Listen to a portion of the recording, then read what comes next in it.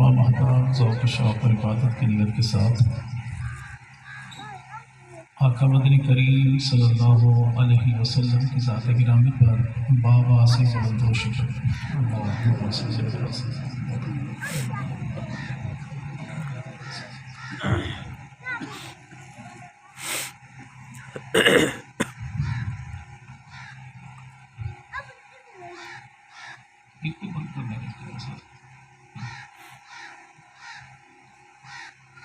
الحمد للہ رب العالمین الرحمن الرحیم الذی قال بکتابہ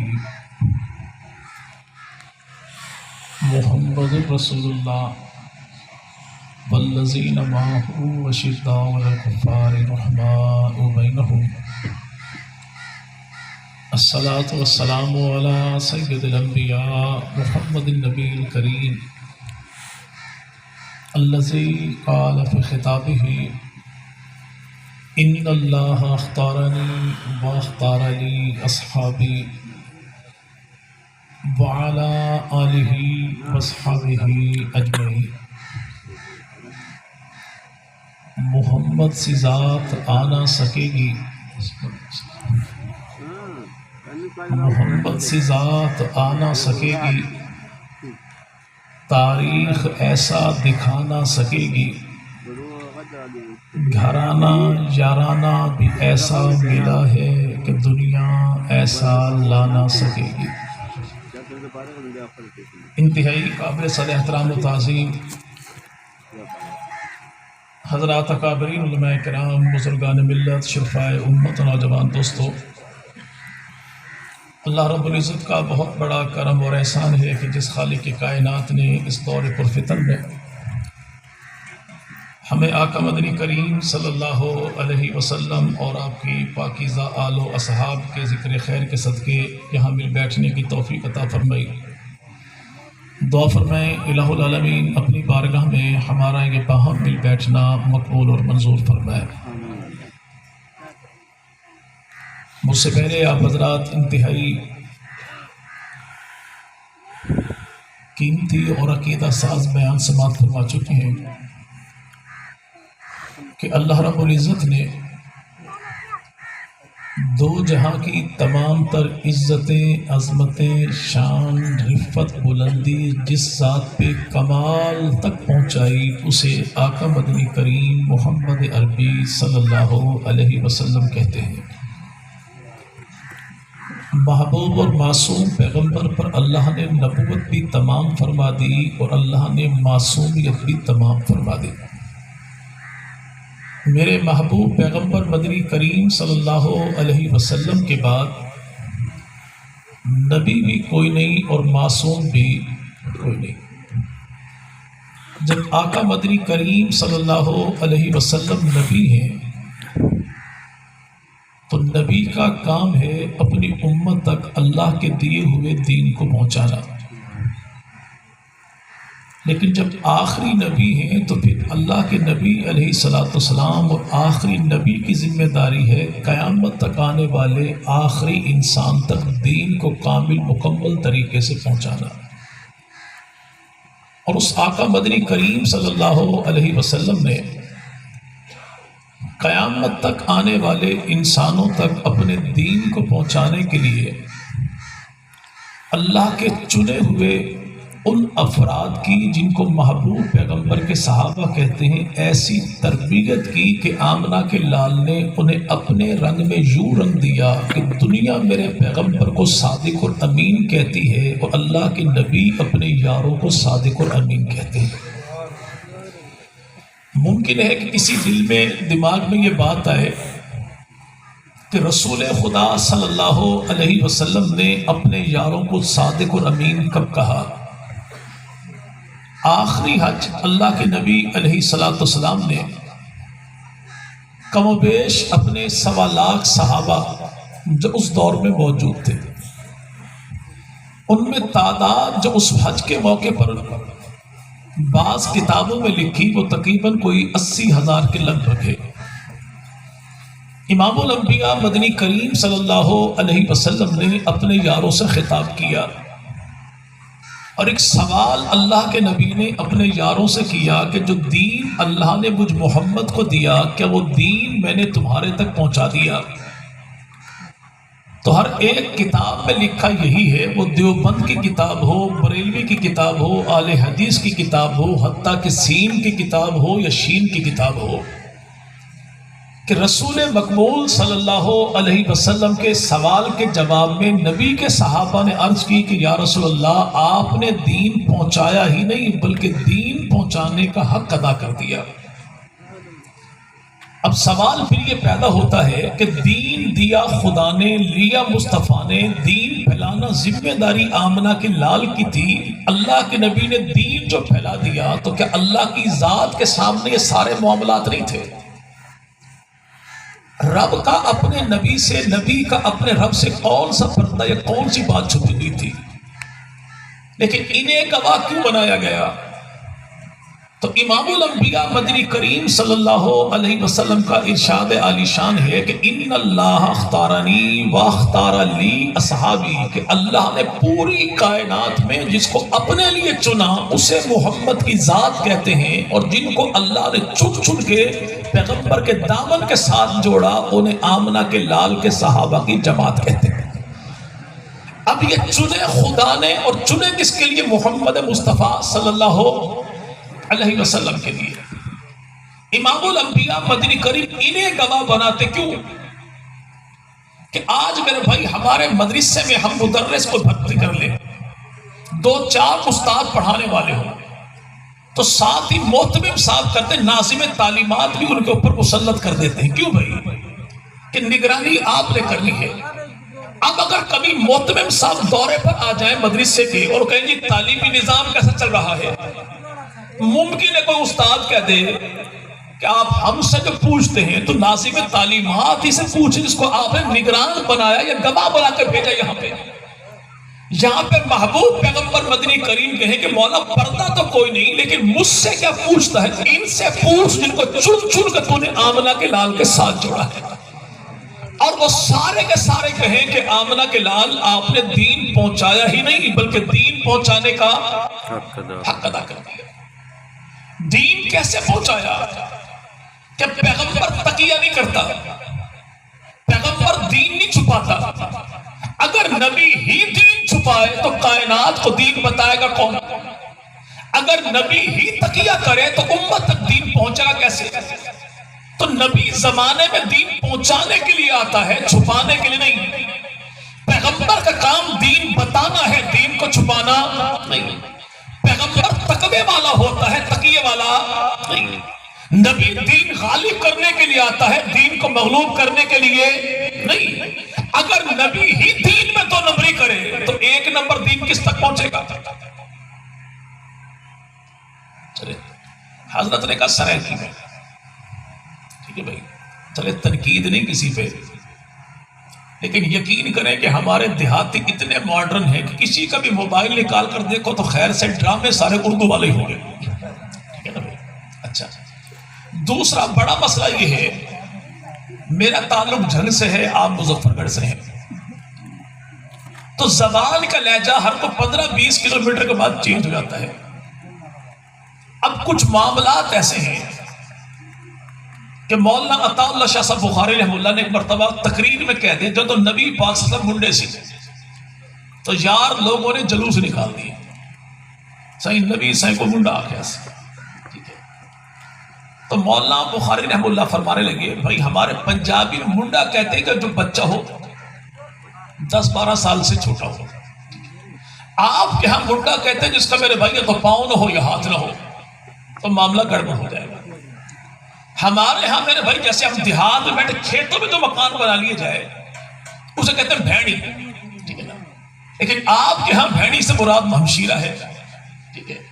اگر یہ جملہ جھگ میں کہا جائے کبھی ساڑی بھینی تھے ہو تو مراد ہے کبھی ہمارے دیہات والے گھر تشریف لے کر ہے، لیکن اگر یہ جملہ کہا یہاں پر جائے تو کہنے والا جوتے کھائے گا۔ تو اس لیے ایسا نہ ہو کہ معاملہ جھنگ والا بھی نہ رہے، مظفر گڑھ والا بھی نہ رہے، ٹھیک ہے؟ چلے اس میں تھوڑا سپیڈ تھوڑا کم رکھیں گے، ٹھیک ہے؟ تو انشاءاللہ بات چیت سمجھ آ جائے گی انشاءاللہ۔ تو امام الانبیاء مدنی کریم صلی اللہ اچھا ایک بات چلے ذہن میں آ گئی، کچھ چیزیں ہوتی ہیں جن کے معنی ہمارے ہاں کچھ اور ہیں لیکن اصل ان کے معنی کچھ اور ہیں۔ ایک لفظ ہے جبار، جابر، جبار، اس کے معنی کیا بھائی؟ اگر اردو زبان میں دیکھیں تو اس کے معنیوں کا زبردست گرفت رکھنے والا، قہار تو ہمارے ہاں معنی کچھ اور ہوں گے، لیکن اللہ رب العزت کے اسماء گرامی میں سے کوئی نام بھی ایسا نہیں جو سختی پر محمول ہوتا ہو۔ ہمارے ہاں جبار کے معنی کچھ اور ہیں، لیکن عربی زبان میں جبار جابر سے مراد کیا ہے کہ ایسا ماہر ہڈی جوڑ جو ٹوٹی ہوئی ہڈی کو ایسی خوبصورتی کے ساتھ جوڑے کہ ہڈی ٹوٹنے کا نشان باقی نہ رہے۔ اب جب اللہ کی ذات کے بارے میں جبار کہا جائے تو مراد یہ کہ ایسا بخشنے والا جو گنہگار کے گناہوں کو یوں معاف کرے کہ پھر نامہ اعمال میں گناہ کا نشان بھی باقی نہ رہے۔ اب ہمارے ہاں معاملہ کچھ اور ہو جائے گا۔ ایسے ایک لفظ فتنہ، اگر ہمارے ہاں لفظ فتنہ کہا جائے تو معنی بہت غلط ہوں گے، لیکن سیدنا حسن بن تبار رضی اللہ تھا، گھر سے نکلے مسجد میں آئے، بچپنے کا عالم تھا، قمیض لمبی تھی، پاؤں جو پھسک گرے تو اللہ کے نبی نے ممبر چھوڑا، خطبہ چھوڑا، آقا مدنی کریم دوڑے، حسن بن تبا کو اٹھایا، گود میں بٹھایا، فرمایا میرا یہ بیٹا حسن امت کا سردار ہے کہ اللہ اس کے ذریعے مسلمانوں کی دو عظیم ترین جماعتوں میں صلح کروائے گا۔ اسی موقع پر رسول مقبول نے ارشاد فرمایا بے شک مال اور اولاد فتنہ ہے، مال اور اولاد فتنہ ہے۔ اب مال اور اولاد فتنہ کیا ہے؟ یہاں فتنے سے مراد پنجابی والا فتنہ نہیں، فتنے سے مراد عربی والا فتنہ مراد آزمائش ہے کہ میں محمد خدا کا رسول اپنے یاروں سے مخاطب تھا، جیسے اپنے بیٹے حسن مجتبیٰ کو دیکھا تو حسن مجتبیٰ کا گرنا مجھے برداشت نہ ہوا، آزمائش تھی۔ ایسے ایک لفظ باغی، کیا بھائی؟ اگر یہ لفظ ہمارے ہاں ہو تو معاملات بڑے عجیب سے، لیکن اگر یہی لفظ میرے بھائی عربی زبان میں ہو تو مراد ہوگا مطالبہ کرنے والا۔ مراد کیا ہوگا؟ ہمارے ہاں لفظ سیاست، سیاست کے معنی کیا ہے کہ میرے ملک کی سیاست کا حال مت پوچھو، طوائف گھری ہوئی ہے تماش بینوں۔ میرے ملک کی سیاست کیا ہے کہ یہ سیاسیات کا کھیل ہے، یہ منافقوں ہی کی جیل ہے، یہاں بھونکتا کوئی اور ہے، یہاں کاٹتا کوئی اور ہے، بھونکنے کی آواز ادھر سے آئے اور پائنچا کی شلوار والا غائب ہو جائے، یہ ہمارے ملک کی سیاست ہے۔ لیکن عربی زبان میں سیاست سے مراد کیا ہے کہ عوام کی اجتماعی طور پر خدمت کے نظام کو سیاست کہتے ہیں۔ اب ہمارے ہاں معنی کچھ اور ہے، یہاں پر معنی کچھ اور ہے۔ یہی وجہ ہے کہ احمد رضا خان صاحب بریلی کے خلیفہ ہیں، مفتی احمد یار نیوی صاحب، وہ اپنی کتاب میں لکھتے ہیں کہ وہ الفاظ جو آج ہمارے اردو زبان میں یا ہمارے بر صغیر میں جن کے معنی غلط ہوں ہماری سوسائٹی میں، تو ایسے الفاظ کا پیغمبر کے یاروں کے لیے استعمال کرنا پرلے درجے کی بے ادبی ہے۔ ایسے لفظ سب، کیا بھائی؟ کیا بھائی؟ اب سب کے معنی گالی نہیں ہے، سب کے معنی تنقید کرنا بھی ہے، نہیں توڑا اے کام ٹھیک نہیں، جی حکومت کا یہ معاملہ ٹھیک نہیں، جی خان صاحب نے کھاد کے معاملے میں قوم کو رلا دیا، کسی قسم کا معاملہ اگر اپوزیشن بھی کرے تنقید کرے، اس کیا کہیں گے؟ سب کہیں گے۔ سب کے معنی گالی نہیں ہے۔ اب یہاں پر جو بعض روایات کے بنیاد پر کہیں، اچھا ایک لفظ میرے بھائی شراب بھی ہے، شراب اس میں میرے بھائی ایک یہ بھی ہے کہ شراب صرف یہ شراب ہی نہیں جو عقل کی خلل کا سبب بنتی ہے، یعنی جو چیز پی جائے تو کبھی کبھی اسے بھی شراب کہہ دیتے ہیں۔ اب یہاں پر الفاظ ہوتے ہیں کون سے؟ عربی والے، اور ہم ترجمہ کرتے ہیں نبی کے صحابہ کے بارے میں پنجابی والے۔ جیسے ایک لفظ مولا، اب وہ مولا پنجابی میں کچھ اور ہے، عربی میں کچھ اور ہے، ٹھیک ہے، تو معاملات گڑبڑ ہو جاتے ہیں۔ اب ایک لفظ باغی، ایک لفظ سیاست، جب کہا جائے سیاست امیر معاویہ کہتے نہیں، دیکھو نہیں، اس نے کیا کہہ دیا یہ امیر معاویہ کی شان کو بڑھا کے جناب علی کی تنقید کر رہا ہے. اور بھائی ایک یار کی تعریف کرنا دوسرے یار کی تنقید نہیں. اگر میں باپ کی تعریف کروں تو اماں کا انکار کوئی نہیں, اماں کی تعریف کروں تو ابا کا انکار کوئی نہیں. اگر میں توحید بیان کروں تو رسالت کا انکار کوئی نہیں, رسالت کی شان بیان کروں تو توحید کا انکار کوئی نہیں. مقام خدا نے دیا, بتایا محمد مصطفیٰ نے. سیدنا علی المرتضیٰ نبی پاک کے داماد بھی ہیں, نبی کے میرے بھائی چچا زاد بھائی بھی ہیں, پیغمبر کے صحابی بھی ہیں. اور اہل سنت کا عقیدہ یہ ہے کہ ابو بکر عمر عثمان کے بعد 1.25 لاکھ امتوں میں جس جیسا کوئی نہیں, اسی کو علی المرتضیٰ کہتے ہیں, اسی کو. اور اس کا مقام ہم کیا تعین کریں گے؟ سیدنا امیر معاویہ سے کسی نے پوچھا کہ آپ افضل ہیں یا علی المرتضیٰ؟ اور میں کمال کا تُنے سوال کیا. جو مقام اللہ نے جناب علی کو عطا فرمایا, میں ایک تو کیا میرے ابا ابو سفیان کی ساری اولاد بھی مل جائے تو علی کے وجود کے اقبال کا مقابلہ بھی کوئی نہیں کرتا. اب شان مصطفیٰ کریم نے بتائی, اور اللہ کے نبی نے ہر یار کو ایسا مقام دیا.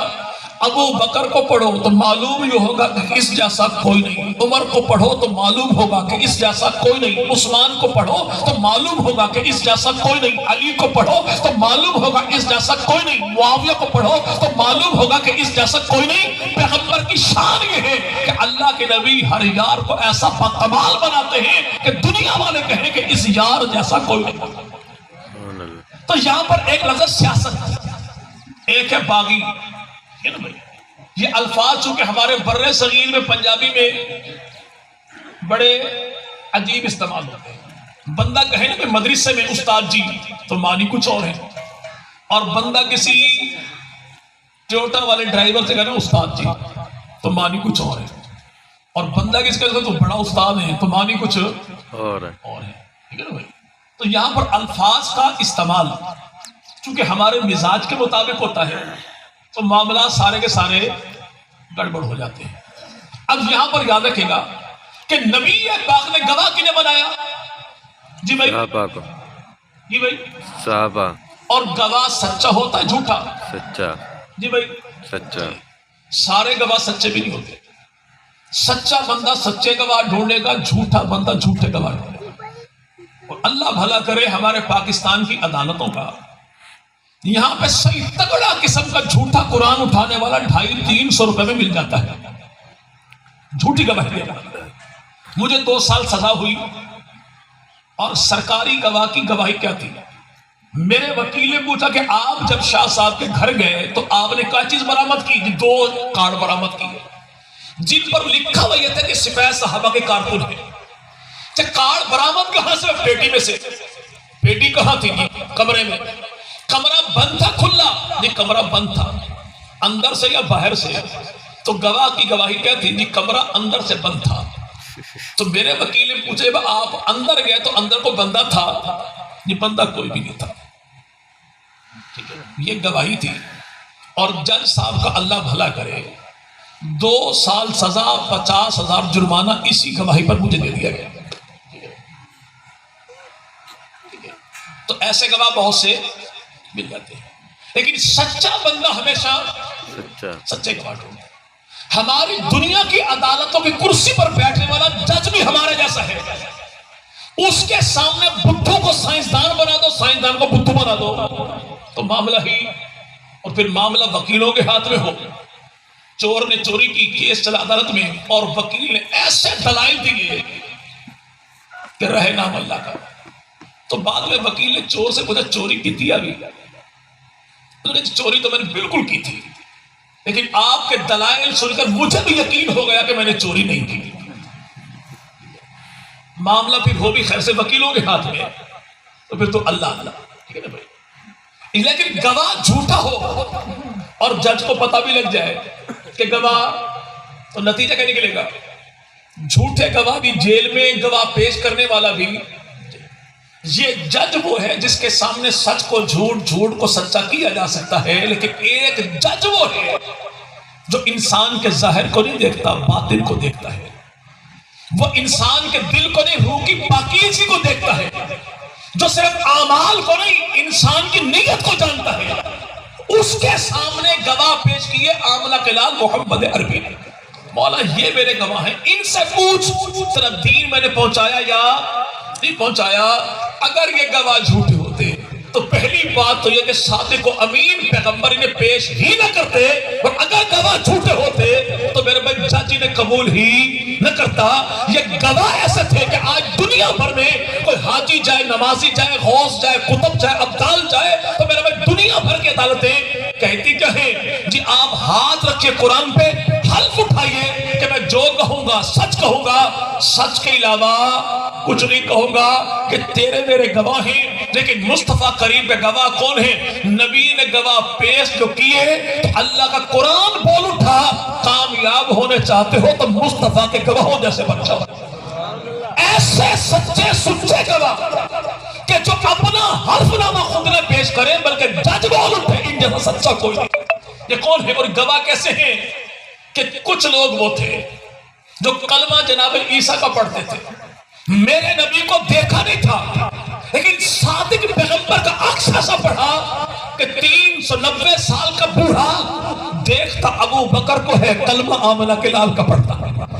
ایسا عکس پڑھا کہ افریقہ کے جنگلات میں، جنگل بھی کون سا کیروان کا جنگل 40 مربع میل میں پھیلا ہوا، جہاں پر تو میرے بھائی جانور تو کجا کوئی کیڑا مکوڑا دکھائی نہ دے، اور آج تک اس جنگل میں کوئی حیوان دکھائی دیتا بھی نہیں۔ پوچھو زمانے بھر کے لوگوں سے کہ یہاں پر جنگل کیوں نہیں دکھائی دیتا، تو جواب ایک ہی ملتا ہے۔ 1400 سال پہلے عقبہ بن نافع نبی کے یار نے پہاڑی کی چوٹی پر کھڑے ہو کر ایک جملہ کہا تھا، اے جنگل کے درندو ہم محمد کے غلام ہیں، جنگل خالی کر دو۔ تو آج جنگل کے جانوروں سے پوچھو آتے کیوں نہیں؟ کہ پیغمبر کے یار نے جانے کا کہا تھا، واپس آنے کا نہیں کہا۔ سبحان اللہ۔ وہ کون؟ محبوب پیغمبر مدنی کریم کے صحابہ۔ اسی لیے تو اللہ کا قرآن کہتا ہے سیماہم فی وجوہہم، ان کی صداقت، ان کی امانت، ان کا کردار، ان کا ایمان، ان کا ایقان، ان کی شان یہ بتاتے نہیں، ان کے چہرے سے عیاں ہو جاتی ہے۔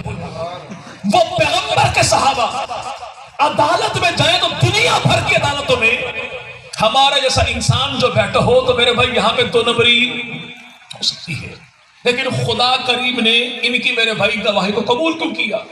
چونکہ گواہ ایسے مصطفیٰ نے پیش کیے، خدا نے قبول کی تاکہ زمانے کو پتہ لگ جائے کہ بھائی کہ جس نے چن کے بھیجے انہیں بھی ان پہ اعتماد، جس نے ان کو چمکایا ان پر بھی ان کو اعتماد۔ یہ گواہ ایسے ہیں جو خدا کو بھی پسند ہے، مصطفیٰ کو بھی پسند ہے۔ کل ایسا ہوا اسلام آباد میں، پھر ایک بدبخت لانتی نے مجلس میں کہا کہ نعوذ باللہ ابو بکر صدیق مسلمان نہیں۔ ہم کہتے ہیں ابو بکر صدیق کے ایمان کا انکار کرنے والا خود ایمان سے فارغ ہو جاتا ہے، اور ابو بکر صدیق کے ایمان کی تصدیق اللہ نے دنیا میں کسی کمینے کی تصدیق کا محتاج رکھا ہی نہیں۔ قرآن پاک سارا کا سارا جو کہے کہ لا ثانی پیغمبر کو جو ثانی ہے اسے ابو بکر صدیق کہتے ہیں، اول نبی جو دوسرا ہے اسے ابو بکر صدیق کہتے ہیں۔ وہ ابو بکر صدیق کون ہے؟ جس کا مقام بھی قرآن بتائے، جس کا پیغام بھی قرآن بتائے، جس کا انجام بھی قرآن بتائے۔ پیغمبر کے پہلو میں سونے والا کون؟ ابو بکر صدیق۔ ابو بکر صدیق ہے۔ اس سیدنا ابو بکر صدیق کے ایمان پہ جلا کرنے والا وہ میرے بھائی اپنے ایمان سے ہاتھ دھو بیٹھتا ہے۔ اگر یہ گواہ جھوٹے تھے تو مصطفیٰ نے پیش کیوں کیے؟ اگر یہ گواہ جھوٹے تھے تو خدا نے قبول کیوں کی؟ اگلا معاملہ یہ بھی ہوتا ہے کہ آپ یہاں پر ہیں اور کسی ملنگ کا موبائل خراب ہو جائے اور موبائل میں نوکیا 3310 ہو، اور بندہ کسی ملنگ سے کہے کہاں پہ ساری دیہڑی برباد کرے گا، یہاں پہ وانگ بیٹ خیرات شرات پینشن آرام سکون ڈال، کسی چنچی والے کو پکڑا دے، وہ جتوئی بازار سے ٹھیک کروا کے واپس لے آئے، کہتا نا صحیح زمانہ بڑا بے ایمان ہے، ایسا لوگ بیچ کے نہ کھا جائے، مجھے اعتبار ہی کوئی نہیں اس کے۔ اس پاگل کے بچے ملنگ سے کو پوچھے 3310 موبائل وہ بھی تیرا خراب، جس میں تجھے اعتماد کوئی نہ ہو تو موبائل اس کے حوالے نہیں کرتا۔ اگر مصطفیٰ کریم کے گواہ ایسے ہی نہ قابل اعتبار تھے تو آمنہ کے لال نے دین ان کے حوالے کیوں کر دیا تھا؟ ایک ہی جملے میں رسول خدا نے سارے جھگڑے ختم کر دیے. فرمایا میں نے دین پہنچایا، کہ اللہ کے نبی پہنچایا نہیں، پہنچانے کا حق ادا کر دیا. مراد کیا ہے کہ نبی پاک نے ان کو سچا جانا تو گواہی لی، اور اللہ کے نبی نے اگلا جملہ فرمایا اب یہ دین غائبین تک پہنچانا تمہاری ذمہ داری ہے. یہ دین غائبین تک پہنچانا تمہاری ذمہ داری ہے. یعنی پیغمبر مدنی کریم نے ایک ہی جملے میں اپنے یاروں کو امین بھی کہا، اپنے یاروں کو صادق بھی کہا. سچے تھے تو نبی نے گواہی دی، ان کے بارے میں گواہی لی ان سے. اور میرے بھائی یہ امین امانت دار تھے تو اللہ کے نبی نے دین کا وارث بنایا کہ بھائی جھوٹے کو کوئی گواہ نہیں بناتا، بے ایمان کو کوئی وارث نہیں بناتا. بے ایمان کو کوئی وارث. تو نبی پاک نے ایک ہی موقع پر دونوں کام کیوں کیے؟ تاکہ زمانے بھر کو پتہ لگ جائے کہ محمد عربی صلی اللہ علیہ وسلم وہ ہیں جو اپنے رنگ میں اپنے یاروں کو یوں رنگتے ہیں کہ کردار صحابی کا ہے لیکن عکس اللہ کے نبی کا ہے. یہی وجہ ہے. فضائل اعمال کتاب کوئی دیکھی آپ نے؟ یہ بھائی فضائل اللہ کی دھرتی پر قرآن کے بعد سب سے زیادہ پڑھی جانے والی کتاب ہے فضائل اعمال. لکھنے والے کون ہیں؟ شیخ الحدیث مولانا زکریا رحمۃ اللہ علیہ. اور وہ کون ہیں جو آج بھی مدینہ طیبہ کی دھرتی پر جنت البقیع میں آرام فرما کہاں پر ہیں؟ جہاں پر محبوب پیغمبر مدنی کریم کی دائی اماں سیدہ حلیمہ کی قبر ہے، ان کے قدموں والی سائڈ پر قبر ہے عثمان ابن عفان کی، اور عثمان ابن عفان کے قدموں والی سائڈ پہ قبر ہے رائے میڈ والے تبلیغی جماعت کے بابا شیخ الحدیث مولانا زکریا کی، اور ان کے قدموں والی سائڈ پر قبر ہے میرے بھائی ختم نبوت کے عالمی مولانا عبدالحفیظ مکی رحمۃ اللہ علیہ. یہ قبریں بتاتی ہیں کہ ان کا مقام خدا کی نظر میں کیا ہے، مصطفیٰ کی نظر میں کیا ہے. آج ہم جو کہتے ہیں جی بھائی ہمیں بھی بلانا مدنی مدینے والے، جب کیوں بلائیں کہ ہمارا ایمان اس کمال تک پہنچ جائے کہ مدینے والا خود ہمیں بلا لے.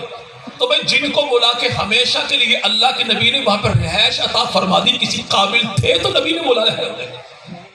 وہ سونے والے کون ہیں جو کل قیامت کا دن جو اٹھیں گے تو اکیلے نہیں اٹھیں گے، نبی پاک کے یاروں کے قدموں میں سے اٹھیں گے.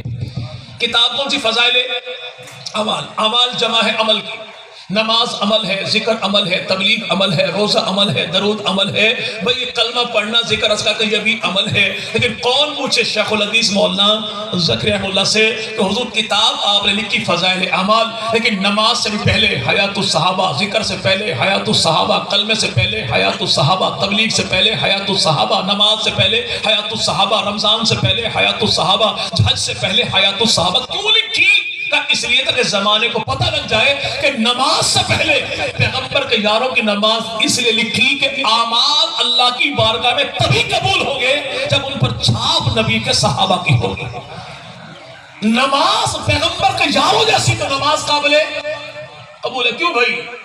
اس لیے کہ جن ہم نے نمازیں سیکھی کہاں؟ تبلیغی جماعت والوں سے. ہم نے نمازیں سیکھی اپنے پیروں سے. اللہ کرے اللہ ایسے پیر سب کو عطا کرے جو نماز والے بھی ہوں، جن کی نمازیں دیکھ کے ہم نمازیں ٹھیک بھی کر سکیں.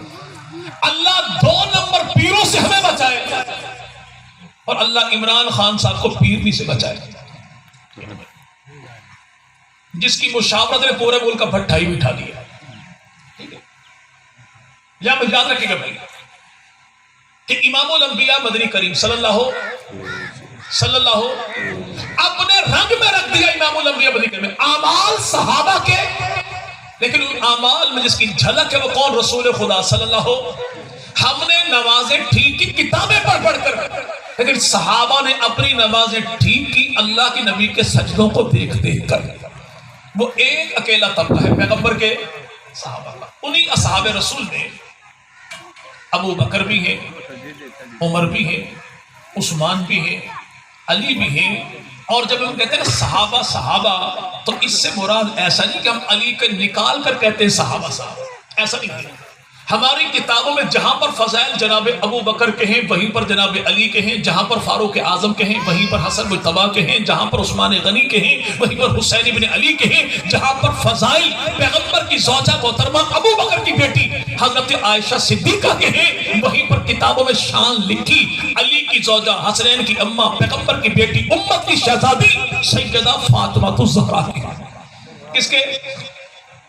اچھا مزے کی بات یہ ہے، آج جو لوگ اپنے آپ کو سیدہ فاطمہ زہرا کا وارث کہتے ہیں، ان سے پوچھو کہ سیدہ فاطمہ کی شان جو اللہ کے نبی نے بتائی، وہ شان ابو بکر صدیق کی بیٹی کو نکال کے تم ثابت کر کے دکھاؤ۔ جتنی حدیثیں میرے محبوب پیغمبر نے اپنی بیٹی سیدہ فاطمہ زہرا کی شان میں ارشاد فرمائی، ان میں 80% حدیثیں وہ ہیں کہ شان زہرا کی ہے، بیان نبی کا ہے، اور نبی کی زبان سے سن کے امت کو بتانے والا اس حدیث کا راوی کون ہے؟ اسی کو ابو بکر کی بیٹی عائشہ صدیقہ کہتے ہیں۔ 80% کتنی؟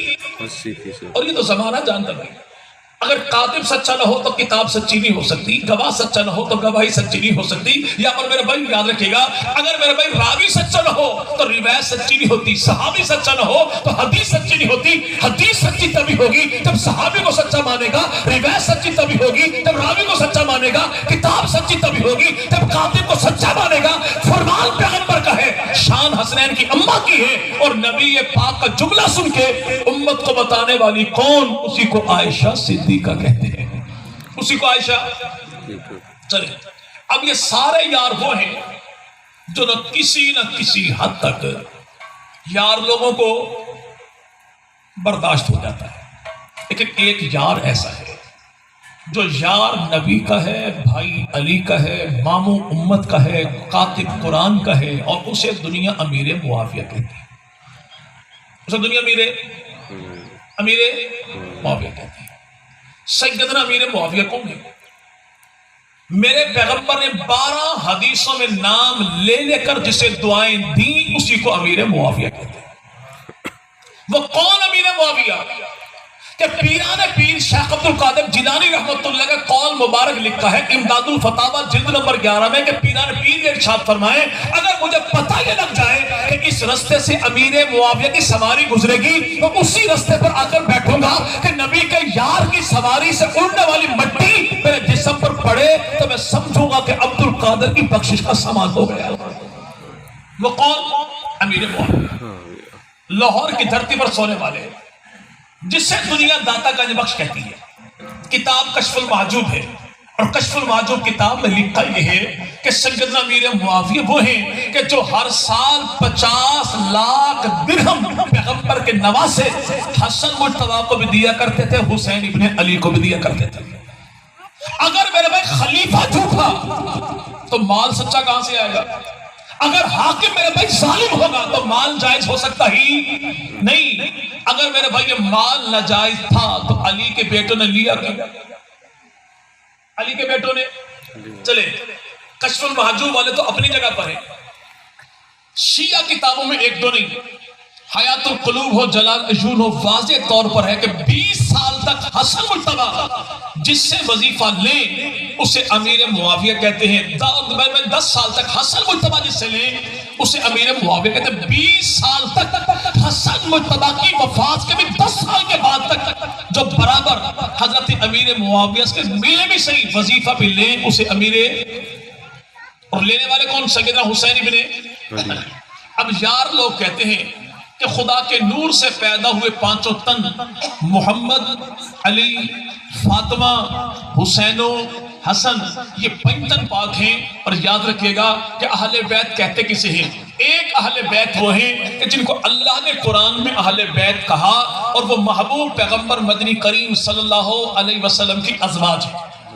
پیغمبر کی اللہ نے انعام جو دیا کہ محبوب آپ کی گھر والی، آپ کے شایان نشان، آپ کے گھر کی عزت ہے تو آپ جیسی پاکیزہ بنا دوں گا، تمام تر گندگی، رجس، ناپاکی، ہر قسم کی سے دور کر دوں گا۔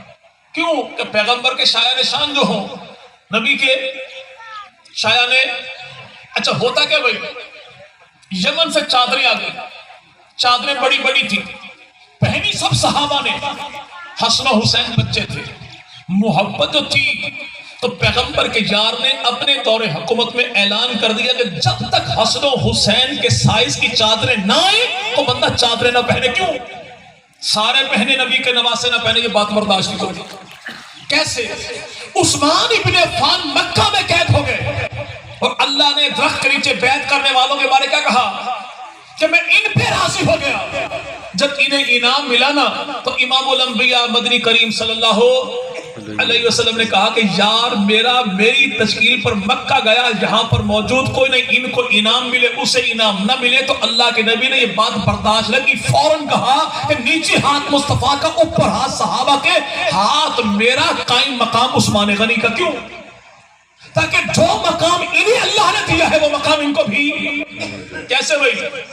بعض دفعہ ہوتا کیا ہے، ہم کو چیز خرید لیں، جب کوئی بھائی مہمان کو چیز لے کر آئے تو ہماری دلی تمنا ہوتی ہے کہ بیٹے میرے 4 ہیں یا گھر کے میرے 6 افراد ہیں، 4 کی تو چیز آ گئی، باقی 2 کی نہیں آئی۔ تو کبھی کبھی ایسا بھی ہوتا ہے ہم وہ 4 والی چیز بھی روک کے رکھتے ہیں، کیوں؟ جب تک ان 2 جیسی نہ آ جائے تو سب کو دوں گا تو ایک ساتھ دوں گا، کہ ہم چاہتے جس سے محبت ہو انہیں بھی انعام وہی۔ جب اللہ نے گھر والیوں پر انعام یہ کیا تو مدنی کریم صلی اللہ علیہ وسلم نے چادر پھیلائی، چادر کے نیچے علی کو بٹھایا، زہرا کو بٹھایا، حسن کو بٹھایا، حسین کو بٹھایا۔ اسے یار لوگ حدیث قصہ کہتے ہیں، امام باڑوں میں اس کی تعلیم یوں ہی ہوتی ہے جیسے ہمارے ہاں فضائل اعمال کی۔ اور اللہ کے لیے دعا کہ مولا یہ بھی میرے اہل بیت ہیں، یہ بھی میرے، جن پہ تو نے انعام کیا ہے ان کو ان سے جدا نہیں کرتا، انہیں بھی ان میں شامل کر دیجیے۔ اب جو کہنے والے کہیں، دیکھو جی محبوب پیغمبر مدنی کریم صلی اللہ علیہ وسلم جب گئے تھے عیسائیوں کے ساتھ مباہلہ کرنے کے لیے تو نبی پاک اپنی باقی بیٹیوں کو کیوں نہیں لے کر گئے؟ ہم کہتے ہیں حضور آپ بتا دیجئے کہ اللہ کے نبی نے جب حسن و حسین کو چادر کے نیچے بٹھایا تو علی کی بیٹیوں کو کیوں نہیں بٹھایا؟ جو جواب تیرا ہے وہ جواب میرا ہے۔ اگر تو یہ کہے کہ اس وقت بیٹیاں تھی نہیں تو ہم کہتے ہیں حضور اس وقت بھی تو بیٹیاں تھی نہیں، کیونکہ تیری اپنی کتاب، تیری تفاسیر کے مطابق، تفسیر قمی کے مطابق یہ عیسائیوں سے معاملہ 9 ہجری میں پیش آیا اور پیغمبر کی 3 بیٹیاں 8 ہجری تک فوت ہو گئی تھی۔ تو بیٹی تو ایک ہی تھی نا بھائی، جو جواب تیرا وہ جواب میرا۔ بعض کہتے ہیں دیکھو جی نبی پاک کا جنازہ اٹھا تو جنازہ پڑھنے والے صرف 13 افراد تھے، علی کا جنازہ اٹھا پڑھنے والے 7 افراد، 7 مسلمان تھے۔ نبی کا جنازہ جی 13 مسلمان تھے، زہرا کا جنازہ جی 4 مسلمان تھے، حسن مجتبیٰ کا جنازہ جی 3 مسلمان تھے، مولا حسین کا جنازہ صرف 1 مسلمان تھا۔ ہم کہتے ہیں مولانا کو ایک بات بتاؤ، نبی کا جنازہ مسلمان، علی کا جنازہ 2 مسلمان، زہرا کا جنازہ 2 مسلمان، حسن کا جنازہ 2 مسلمان، حسین کا جنازہ 2 مسلمان۔ وہ تھوڑے تھے یا زیادہ تھے تو مسلمان، مومن کہاں تھے بھئی؟ چاروں جنازوں پر مسلمان تو تھے تو مومن کہاں تھے؟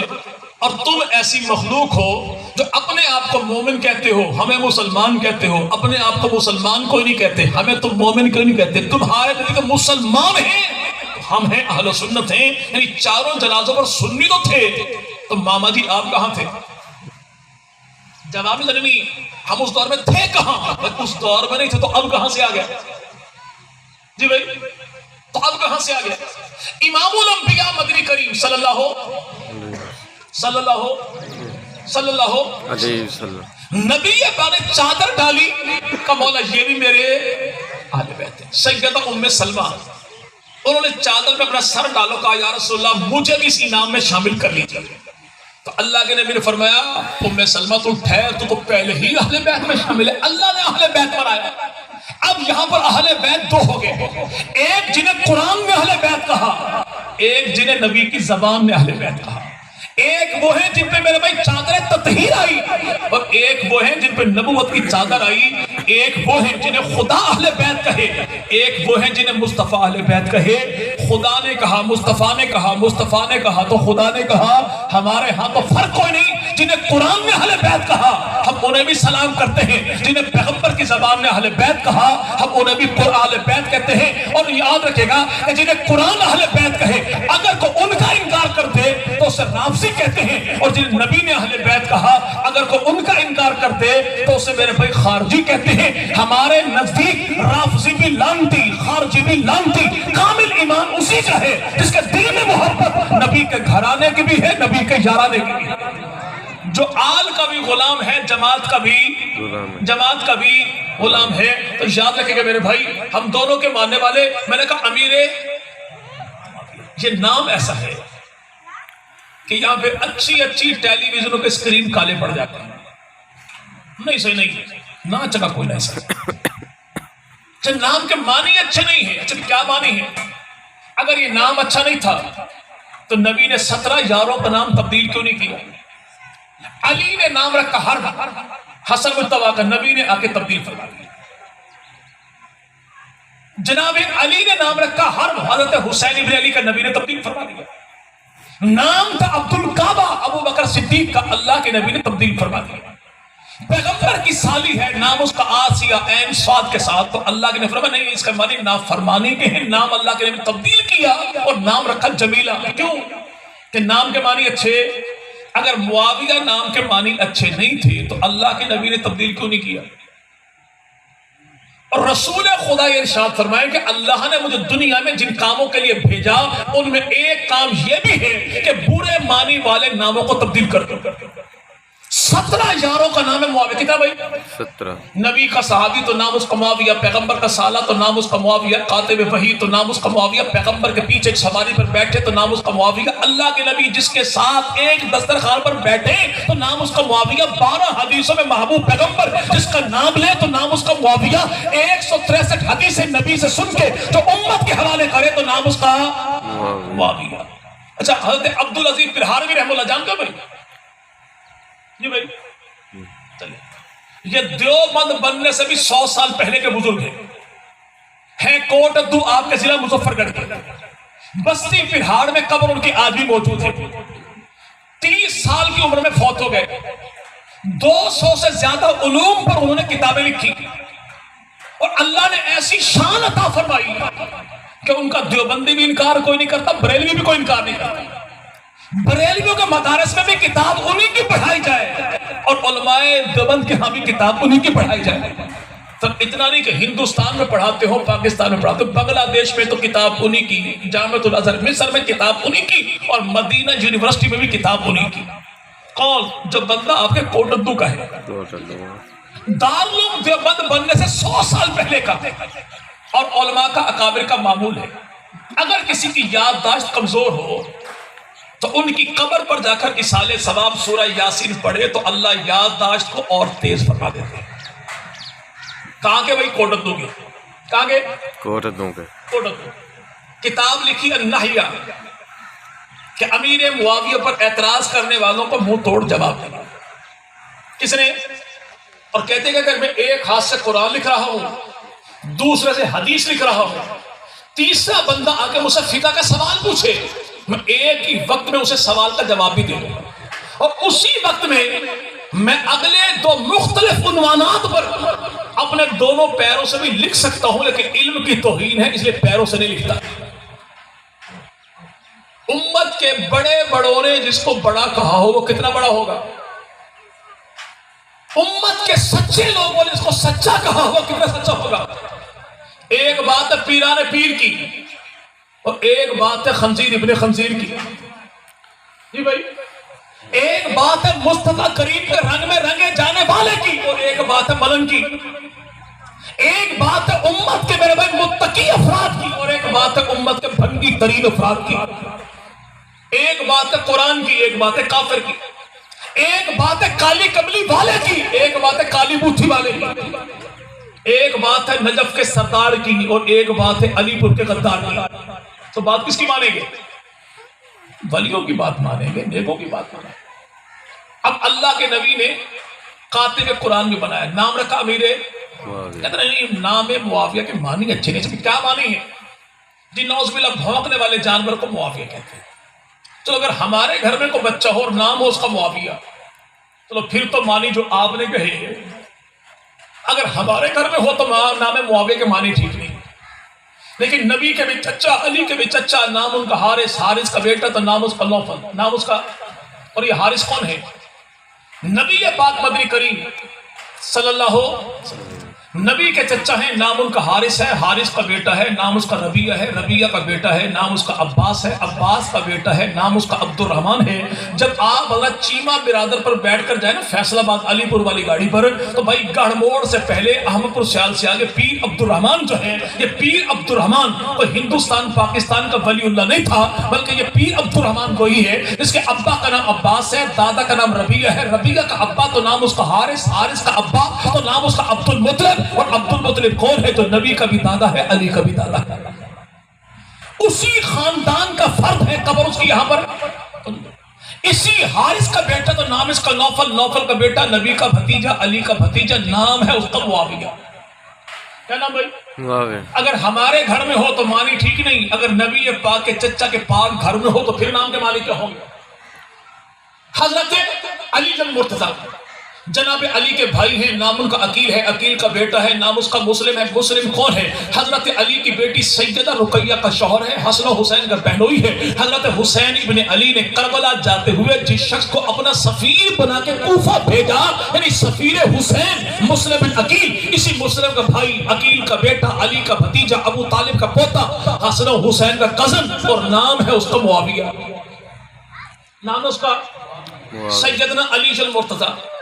حضرت علی کی 9 بیویاں ہیں، 17 بیٹے ہیں، 18 بیٹیاں ہیں، 27 آپ کے داماد ہیں، اور جناب علی جل مرتضیٰ کے بیٹوں میں 9 بیٹے کربلا میں شہید ہوئے، اور وہ 9 بیٹے کون ہیں؟ محمد بن علی، ابو بکر بن علی، عمر بن علی، عثمان بن علی، عبداللہ بن علی، عبید اللہ بن علی، عباس بن علی، جعفر بن علی، اور سیدنا حسین بن علی۔ اور جناب علی کے 5 بیٹوں سے علی کی آل اولاد نسل خاندان آگے بڑھا، حسن بن علی، حسین بن علی، محمد بن علی، عباس بن علی، عمر بن علی۔ میرے بھائی یاد رکھے گا، حضرت حسن مجتبیٰ کا بیٹا، حضرت حسین بن علی کا بیٹا، نام اس کا زین العابدین ہے، چوتھا امام ہے۔ زین العابدین رحم اللہ کون ہے؟ جن کے بیٹے کا نام امام باقر ہے، امام باقر کا بیٹا چھٹا امام جعفر صادق ہے، جعفر صادق کا بیٹا تو نام اس کا عبداللہ افتا ہے، عبداللہ افتا کا بیٹا ہے، جعفر کا پوتا ہے، باقر کا پڑپوتا ہے، اور نام اس کا بھی معاویہ ہے، نام اس کا بھی۔ تو ممکن ہے ساری باتیں آپ کو بھول جائیں، جیسے جتوئی میں آپ داخل ہو اور اسی روڈ سے آپ جائیں مہاجرین عیدگاہ کی طرف، تو پہلے یار لوگوں کا محلہ آ جاتا ہے، مکانوں کی چھتوں پر ایسے رنگ والا جھنڈا لہراتا ہے جیسے سامنے ساؤنڈ والا ڈبہ موجود ہے۔ بندہ پوچھے کیا ہے تو کہتے ہیں غازی عباس کا علم ہے۔ اچھا بھی اگر یہ واقع غازی عباس کا علم ہے تو خدا کی قسم ہمیں انکار ہی کوئی نہیں، ہمیں انکار ہی کوئی نہیں۔ ہمیں جو جمعیت علماء اسلام والے 2 رنگ کا جھنڈا پکڑا دیں، بلیک اینڈ وائٹ، جی پرچم نبوی ہے، ہم اسے سلام کرتے ہیں۔ قاری طیب صاحب کہتے ہیں 4 رنگ والا جھنڈا، جی صحابہ کا جھنڈا، ہم اسے سلام پیش کرتے ہیں۔ اگر 1 رنگ والا جھنڈا علی کے بیٹے کو ہو تو ہمیں کون سی موت پڑتی ہے مجھے سلام نہ کریں؟ لیکن تھوڑا سا مسئلہ یہ ہے کہ آپ کہیں کہ یہ علم غازی عباس کا ہے، غازی عباس بیٹا علی کا ہے، علی بیٹا خواجہ ابو طالب کا ہے، لیکن آج بھی کربلا کی دھرتی پر مولا حسین کے روزے پر جو جھنڈا لہراتا ہے اس کا رنگ سرخ ہے، تیرا کالا کیوں ہے؟ کیوں بھائی؟ اچھا ممکن ہے کہ ایسا ہو، ممکن ہے کہتے ہیں بیت اللہ میں لگا ہوا جو حجر اسود ہے اس کا رنگ سفید تھا، گنہگاروں نے بوسے دیے اور اس نے گنہگاروں کے گناہوں کو چوسا اور اس کا رنگ کالا ہو گیا۔ ہمیں لوگ یہ تو دور سے زیادہ سفید تھا، جنتی پتھر تھا، گنہگاروں کے گناہ چوس چوس کے یہ کالا ہو گیا، تو یہ سرخ جھنڈا آپ گھر پر کھڑا کھڑا کالا کیوں ہو گیا؟ جی بھائی تو ہوا کیوں؟ کربلا میں آج بھی جو مولا حسین اور غازی عباس کے میرے بھائی مزار پہ علم لہراتا ہے، اس کے کونے 4 ہیں، اس کے کونے 3 کیوں ہیں؟ تو لگتا یہ کہ 3 سے جل جل کے یہ سرخ کالے میں تبدیل ہو گیا۔ اب آپ بتائیے کہ ہم نے علم ماننا کون سا ہے، مولا حسین والا یا بابا صدا حسین والا؟ جی بھائی کربلا والا علم مانے، کربلا گاہ شاہ والا مانے؟ کربلا والا علم اور ہے، تیرا علم اور پتہ یہ لگا کہ تیرا تعلق ہی مولا حسین سے کوئی نہیں۔ اچھا مولا حسین ہیں کس کے؟ غالباً آپ ہی کے علاقے کے متفرد کے علامہ جھنڈیر صاحب کے ذاکر اہل بیت ہیں، اور وہ 2021 کے پیور لیدر کے بنے ہوئے ذاکر مفسر قرآن آئے مارکیٹ۔ کہتے ہیں قرآن پاک میں سورت ہے نا، سورت العصر، اصل میں اس کا نام تھا سورۃ الحسین ہے، وہابیاں سڑ سڑ کے نام تبدیل کیتا ٹھیک ہے، کہتا نام تھا اس کا سورۃ الحسین، لیکن یہ وہابیوں نے نام کر دیا سورۃ العصر، کہ اللہ نے قسم اٹھائی، مجھے قسم ہے عصر کے وقت کی۔ تو مسئلہ یہ تھا کہ علی کے لال نے کربلا کی دھرتی پر جو آخری نماز پڑھی وہ نماز تھی عصر کی، تو اللہ نے کہا مجھے قسم ہے حسین کے سجدوں کی۔ ہم کہتے ہیں جاؤ بلنگا تیری خیر ہو گئے، اتنا بڑا مسئلہ تمہیں آسانی سے حل کر دیا۔ ہم کہتے ہیں حکومت پاکستان کو چاہیے کہ وہ ایک ایک ایجنسی کا بندہ تمام امام باڑوں اور تمام مسجدوں کے پہرے بٹھا لے، وہ مسجد دیوبندی کی ہو تب بھی، بریلوی کی ہو تب بھی، اہل حدیث کی تب بھی، شیعوں کی ہو تب بھی، اور وہ تمام تک آج لکھیں کہ نماز جمعہ کے بعد کس کس کی مسجد سے عصر کی اذان آئی، جہاں جہاں پر عصر کی اذان وہیں پر عصر کی نماز۔ اور بقول علامہ جھنڈیر صاحب کے کہ اللہ نے عصر کی قسم اٹھائی اس لیے کہ یہ نماز تھی مولا حسین کی۔ تو مجھ سے کو پوچھے نمازیں، میں کہتا ہوں فجر بھی ہے، ظہر بھی ہے، عصر بھی ہے، مغرب بھی، عشاء کی، اور تجھ سے کو پوچھے تو تو ایک ہی جواب دیتا ہے جی ہمارے ہاں فجر ہے، ظہرین ہے، مغربین ہے۔ تو بھائی پتہ یہ لگا کہ عصر کی نماز جن کے پاس ہے حسین ابن علی انہی کا ہے۔ اور الحمدللہ ہمیں تو حسین کی نماز بھی پسند ہے، حسین کا انداز بھی پسند ہے، حسین کا انداز بھی پسند ہے۔ اب جو کہ پنجتن پاک، پنجتن میں اللہ کے نبی ہیں، جناب علی ہیں، جناب حسن ہیں، جناب حسین ہیں، سیدہ فاطمہ الزہرا ہیں، سیدہ فاطمہ الزہرا ہیں۔ میں کہتا ہوں دنیا بھر کے وہ لوگ جو آج کہیں کہ امیر معاویہ ٹھیک نہیں تھا، تو حضور ان پنجتن میں سے آپ 5 کا پوچھو میں تب بھی حاضر، 4 کا پوچھو میں تب بھی حاضر، 3 کا پوچھو میں تب بھی حاضر، 2 کا پوچھے میں تب بھی حاضر، 1 کا پوچھے تب بھی حاضر، اپنے گھر بلائے میں تب بھی حاضر، میرے گھر میں آئے تب بھی حاضر، امام باڑے میں بلائے میں تب بھی حاضر، مسجد میں آئے میں تب بھی حاضر۔ کہ ان 5 میں سے انگلی رکھ، میں رشتہ تجھے بتاؤں تیری کتابوں سے، ان 5 میں کوئی ایک بتا پنجتن پاک میں سے جس نے اپنے بچوں کا رشتہ خاندان امیر معاویہ میں نہ کیا، خاندان امیر معاویہ میں نہ کیا۔ جناب ابو طالب کے 4 بیٹے، بڑا بیٹا ہے طالب کی شادی کوئی نہ ہوئی، باقی بیٹے بچے 3، عقیل کی شادی، جعفر کی شادی، علی کی شادی، ابو طالب کے 3 بیٹوں میں کوئی ایک بیٹا ایسا بتا جس نے اپنے بچوں کا رشتہ اس خاندان میں نہ کیا۔ جناب سیدنا علی شن مرتضیٰ، حضرت علی کے 17 بیٹوں میں 5 بیٹے وہ ہیں جن سے آل اولاد نسل خاندان آگے بڑھا، علی کے 5 بیٹوں میں کوئی ایک بیٹا بتا جس نے اپنے بچوں کا رشتہ اس خاندان میں نہ کیا۔ ہمارے بھائی قریشی صاحب بیٹھے، وہ کرے رشتہ اور جتوئی کا میراثی کرنا انہیں رشتہ پڑھنا نہ ایسا ہی تھے، تو پھر معاملہ ایسا ہی ہوگا کہ رشتہ کرے قریشی، اعتراض کرے میراثی، لیبل دیکھیے، رشتہ کرے قریشی، اعتراض کرے میراثی، تو علاج کیا اس کا بھائی کہ اس کو گاڑی میں بٹھائیں گے، ہوٹل پہ لے جائیں گے، دوپہر کا کھانا کھلائیں گے کہ ڈشیں بڑی بہترین قسم کی ہوں گی، چپل کباب، بوٹ پلاؤ، کھسون پیڑے، تھکم پیل، مار کٹائی، جوارش پاپوس، ٹانٹوں کی چٹنی، دھکوں کا سلاد۔ اب اگر یہ کہ صحیح میرا قصور کیا ہے تو اس سے بڑا قصور کیا ہوگا کہ سردار کا رشتہ اعتراض کرے میرا سے۔ نبی یہ ارشاد فرمائے کہ میں نے اس وقت تک کسی خاندان میں کسی خاتون سے نکاح نہیں کیا جب تک اللہ نے عرشوں سے منظوری نہیں دے دی۔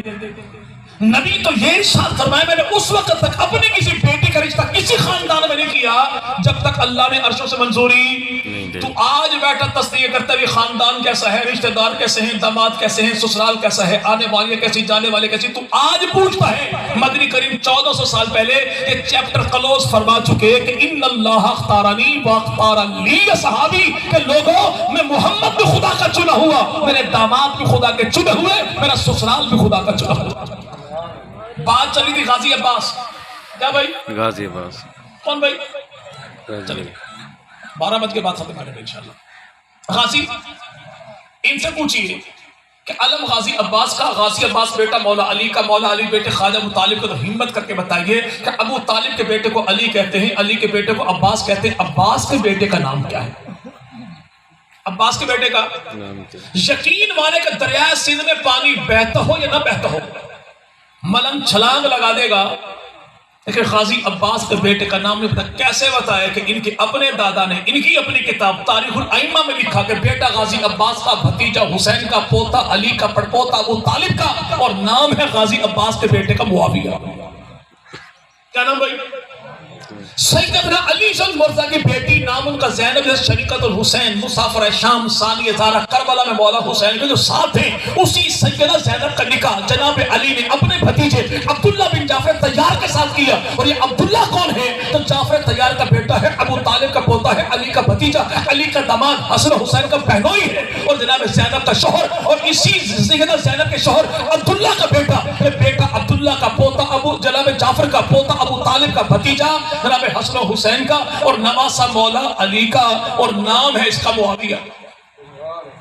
کہتا نہیں تم معاویہ نام رکھتے ہو علی کی دشمنی میں. اچھا ہم نے تو نام رکھا علی کی دشمنی میں، تو علی کے اپنے بیٹوں نے نام رکھا کس کی دشمنی میں؟ جی بھائی چلے 3 باتوں جواب میرا مکمل انشاءاللہ. اب کچھ لوگ اعتراض کرتے نہیں، ہم نے جب بھی دیکھا جو تو لکھا ہے میں نوکر صحابہ دا، میرے پیر صحابہ.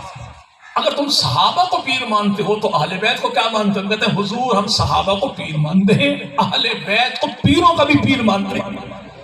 پیروں کا بھی پیر مانتے ہیں. تمہارے امام کون؟ ہم کہتے ہیں امام اعظم ابو حنیفہ رحمہ اللہ. کہتے اچھا امام جعفر صادق کون؟ ہم کہتے ہیں ہمارے امام کا بھی امام ہے.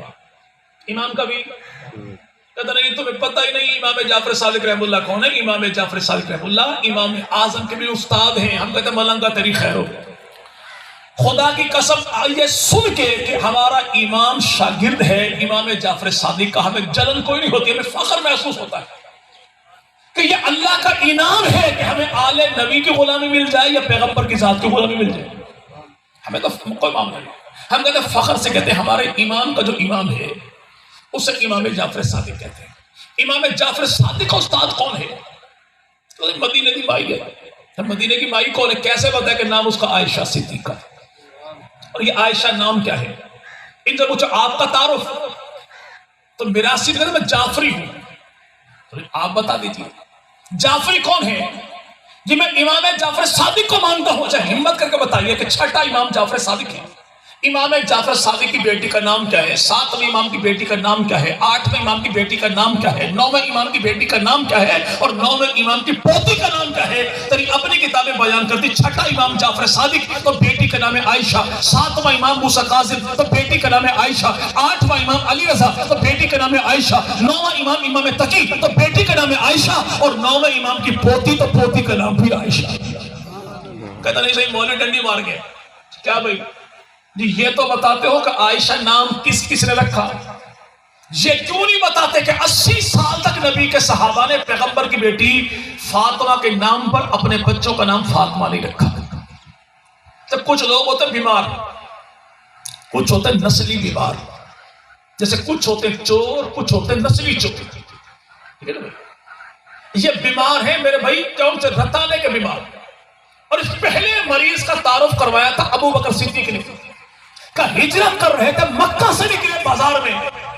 ابو جہل قریب سے گزرا، نبی کے ہاتھوں میں میرا ہاتھ تھا، اور یہ کمال منظر ایسا تھا کہ ابو جہل نے نہ مجھے دیکھا نہ اللہ کے نبی کو دیکھا، قریب سے گزر گیا. یہ رتانے کی بیماری ہے. کون سی بھائی؟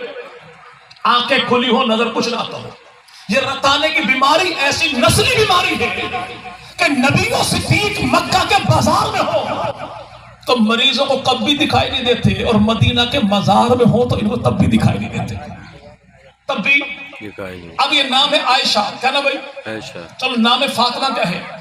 میں نے گزشتہ محرم میں کچھ نام جمع کیے. 46 نام ہے فاطمہ پیغمبر کے صحابہ کی بیٹیوں کے، 13 نام ہے علی پیغمبر کے صحابہ کے بیٹوں کے، 7 نام ہے حسین پیغمبر کے صحابہ کے بیٹوں کے.